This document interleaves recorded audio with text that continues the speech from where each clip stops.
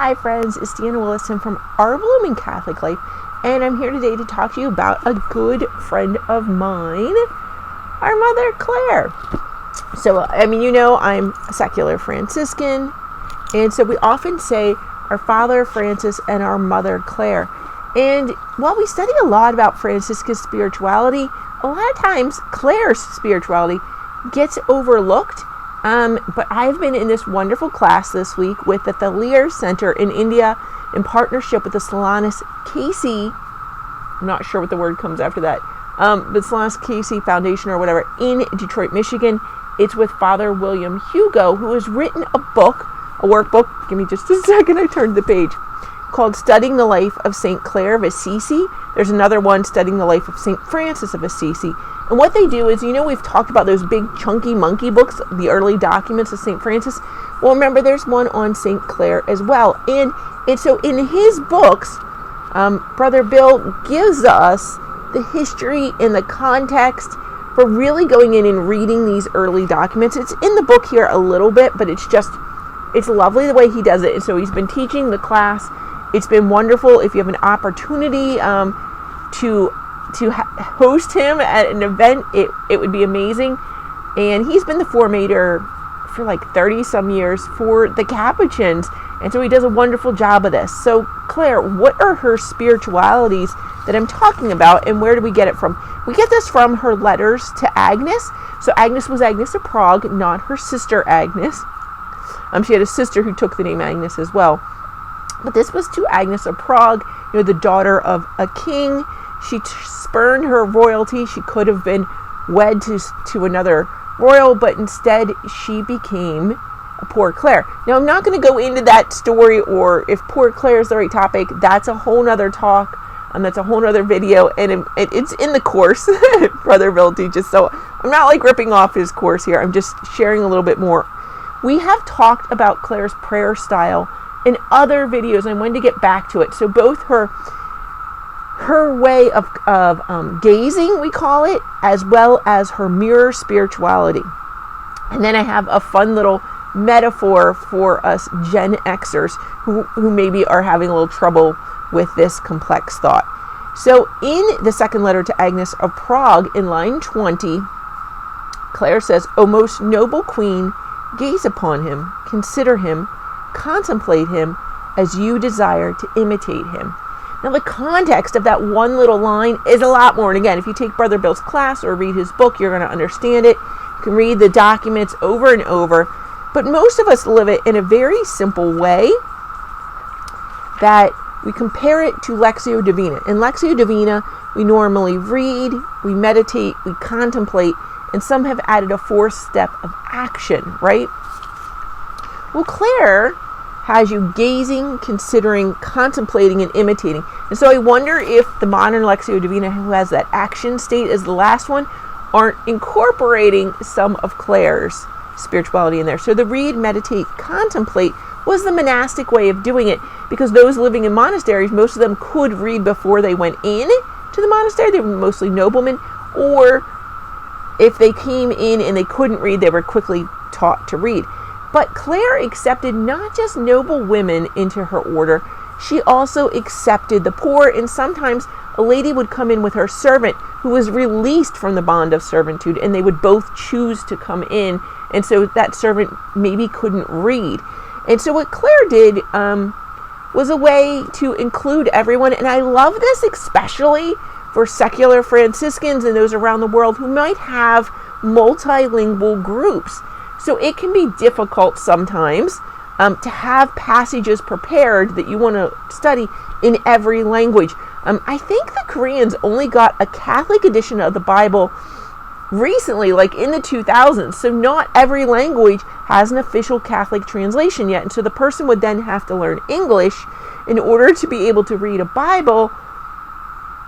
But then we all know studying things in your primary or first language, you're going to understand it so much more. So how do you balance that, right? How do you justify that? And I think Clare's way really offers us a solution. It's not the only solution. Absolutely, we should be translating those document friends. and learning other people's languages, we all need to step out of our comfort zone. I know most of you are probably great with that and probably speak 3 or 4 languages. I'm American. I'm horrible. I speak like baby versions of several languages, and it's very embarrassing, like beyond baby bad. But I am trying. So, how's Clare's method work? She starts out with gaze, consider, contemplate, imitate. So gaze, you would often look at an image, and Clare had the San Damiano cross, so I have to wonder if they didn't use the San Damiano cross an awful lot for this practice.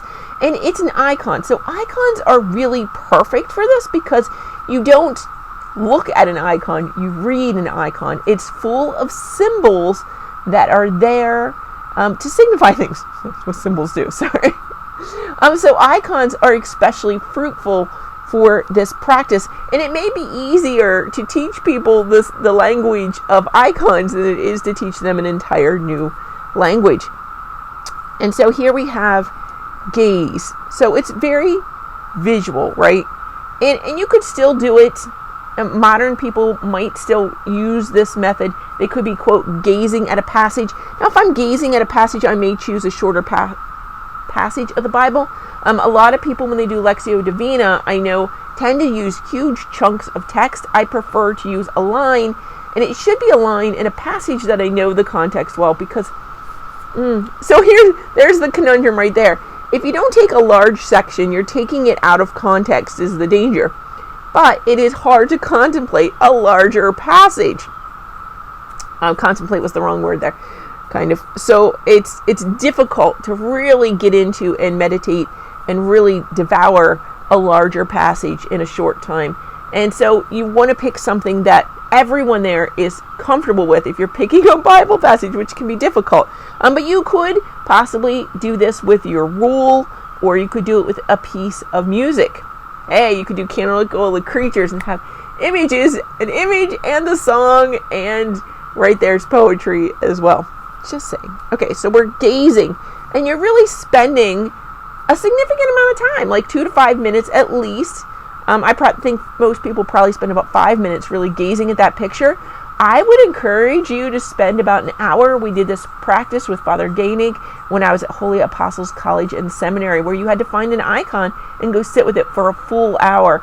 I think I have like 20 pages in my notebook filled. I mean, we did this practice, so Clare's way of gazing, over the period of an hour, but that was like life-changing, that 1 hour with one icon. I think it was this icon.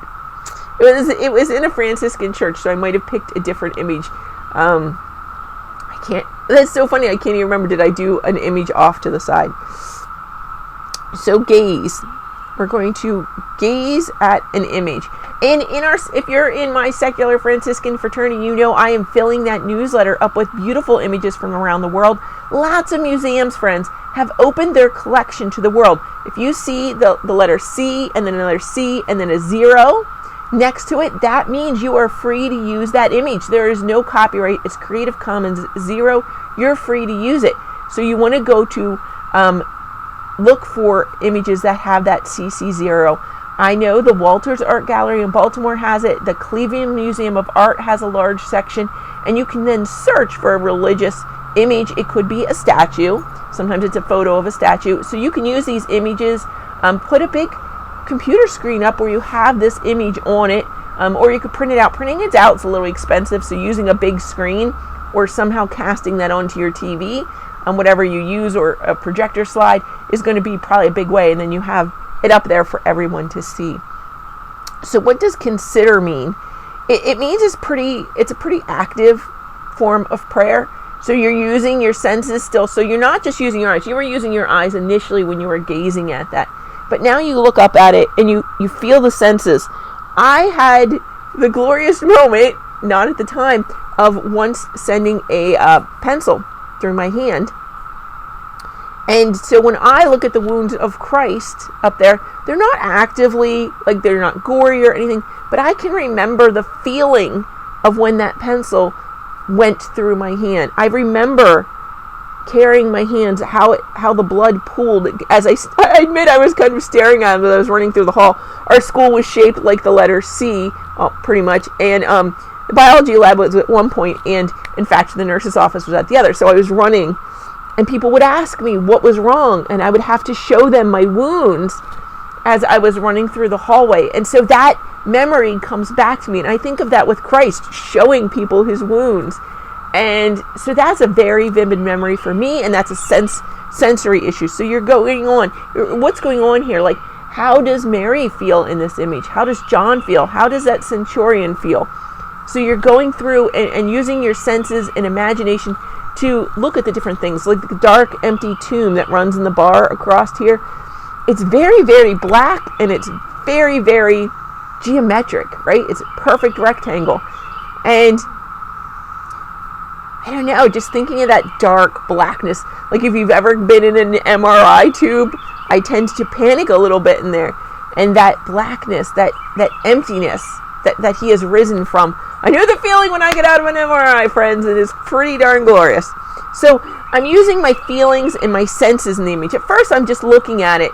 And they're not really separate for me. These really flow very naturally, where I'm gazing at it and I see something and I may just go into like the one thing, like the hole in my hand and what that felt like, and just keep going, or maybe I'll stop it, go into another piece of the image and go. So, but gaze and consider for me, so it's either completely linear or I do circular between gaze and consider for a while before moving.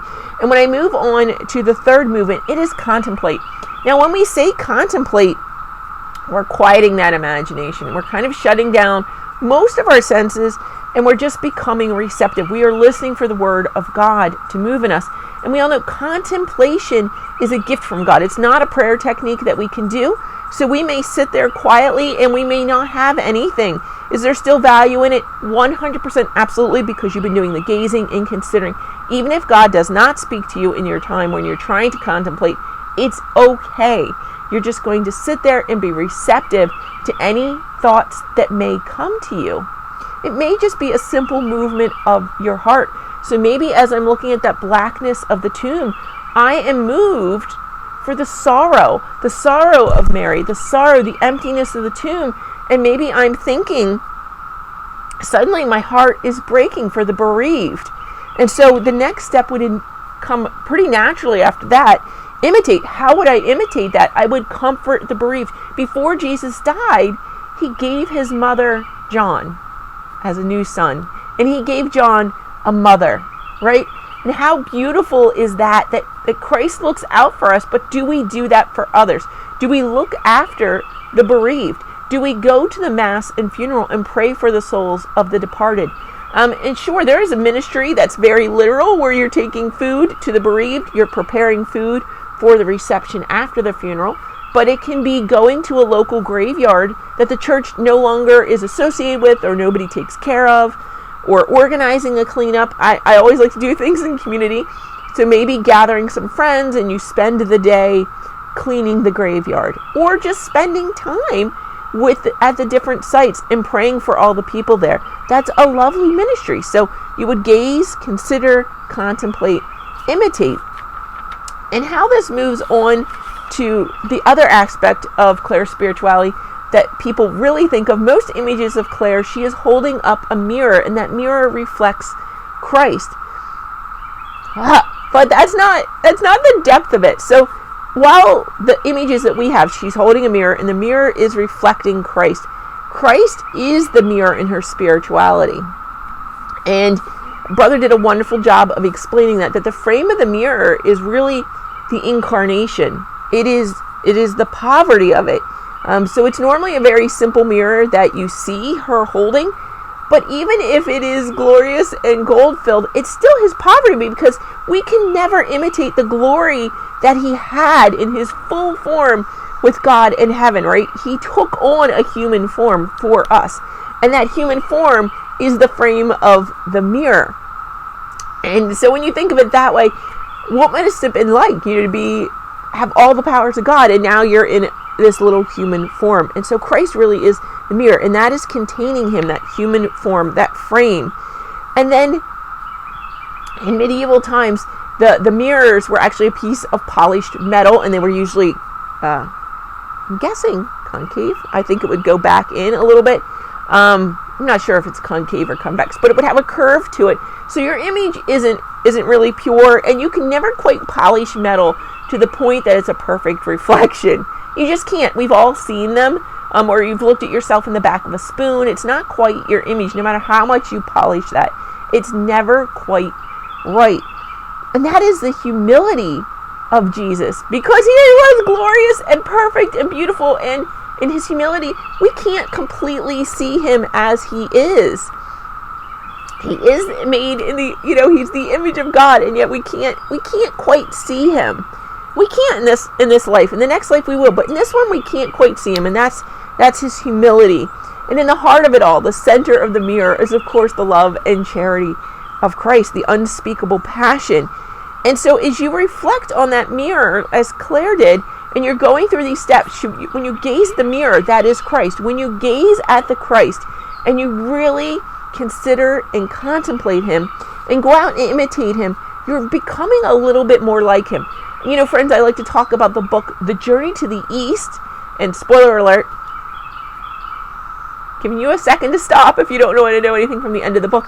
In the end of the book, when H.H. is holding that little wax figure in his hands, and what does it look like, friends?